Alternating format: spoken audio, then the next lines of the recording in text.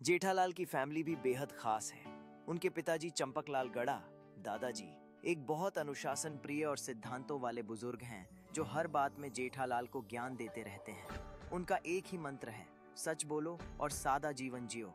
वो चाहे किसी भी उम्र के हों, सबको आदर देना सिखाते हैं। जेठालाल का बेटा टप्पू टपुड़ा बहुत ही होशियार और नटखट है। टप्पू अपने दोस्तों के साथ टप्पू सेना का लीडर है जो हमेशा कुछ न कुछ नया कारनामा करती रहती है। वहीं जेठालाल की पत्नी दयाबेन अपने अनोखे अंदाज, गरबा और हे माँ, माताजी कहने वाले डायलॉग्स के लिए मशहूर हैं।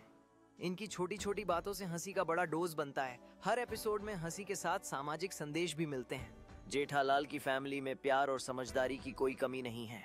चंपकलाल का ज्ञान और दयाबेन का हंसी मजाक पूरे परिवार को एक दूसरे के करीब लाता है। जेठालाल अपने पिताजी की सिखाई हुई बातें हमेशा याद रखता है और अपने बेटे को भी उन्हीं मूल्य और संस्कारों के साथ बड़ा कर रहा है। दयाबेन की मस्ती और ठिठोली परिवार में खुशियों का संचार करती है।